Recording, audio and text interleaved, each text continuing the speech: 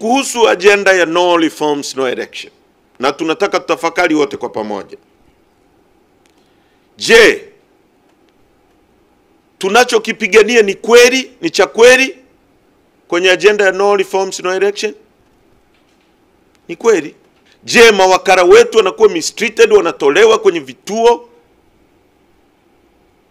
hawapewi nafasi za kusimamia matokeo, wakurugenzi ndio wanaamua nani awe wakala, nani asiwe na wakala? Ni kweli? Je, wagombea wetu wanakatwa majina kwa kuondolewa? Ni kweli? Na uthibitisho mwingine ni kwamba waziri wa TAMISEMI alisema wakati wa uchaguzi wa serikali za mitaa kwamba wameondoa wagombea wa upinzani 26,000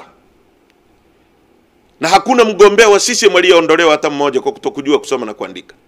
Na miongoni mwa mambo ya kijinga kuwahi kutokea kwenye nchi hii ni kwamba wakili Deogratias Mahinyira, wakili wa mahakama kuu, ameondolewa na gombea kijiji cha kwao kule Berege kwamba hajui kusoma na kuandika, lakini mgombea wa CCM darasa la 4 anajua kusoma na kuandika kuliko wakili. Kwa hiyo wagombea wanaondolewa.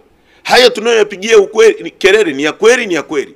Yapo yamefanyika kwenye chaguzi 3 mfululizo baada ya kuwa Rais Samia ametuahidi kwamba hatarudia iliyokuwa yamefanyika, akarudia kwenye utawala wake. Kwa mambo yote haya tunayoyapigania ni ya kweli. Sasa kwa sababu ni ya kweli, tufanyeje?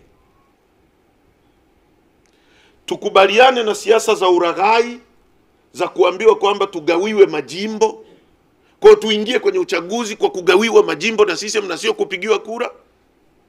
Au tusimamie msimamo wa wananchi wa kuhakikisha hii nchi inaondolewa kwenye mikono ya mafisadi kwa kura za wananchi? Msimamo wa chama chetu ni kusimama na msimamo wa wananchi na kutokufanya siasa za uraghai. Tumekataa kufanya siasa za uraghai.